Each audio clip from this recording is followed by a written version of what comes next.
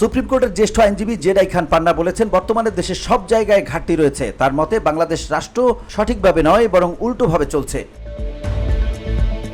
রোববার আন্তর্জাতিক অপরাধ ট্রাইব্যুনাল প্রাঙ্গণে সাংবাদিকদের প্রশ্নের জবাবে তিনি এসব মন্তব্য করেন। সেদিন ট্রাইব্যুনাল 1 জুলাই মাসের গণঅভ্যুত্থানের সময় সংঘটিত মানবতা বিরোধী অপরাধের মামলায় জাসদ সভাপতি হাসানুল হক ইনুর একটি বিবিধ মামলা খারিজ হয়। ইনুর আইনজীবী হিসেবে উপস্থিত ছিলেন পান্না।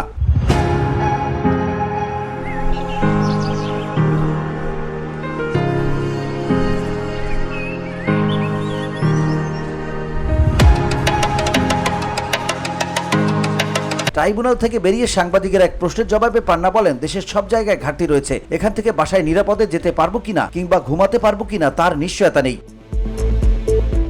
তিনি অভিযোগ করেন, মুক্তিযুদ্ধের মর্যাদা রক্ষায় গত 28 আগস্ট এক গোলটেবিল বৈঠকে তিনি বয়োজ্যেষ্ঠ মুক্তিযোদ্ধাদের নিয়ে আলোচনা করেছিলেন, কিন্তু সেখানে হামলা হলেও হামলাকারীদের বিরুদ্ধে মামলা হয়নি, বরং ভুক্তভোগীদের বিরুদ্ধে মামলা হয়। এই প্রসঙ্গে তিনি প্রশ্ন রাখেন, এই প্রশাসনের প্রতি শ্রদ্ধা থাকবে কোত্থেকে?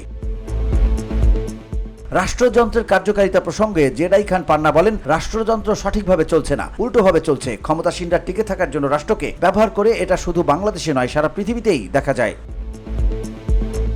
VOD Bangla news desk.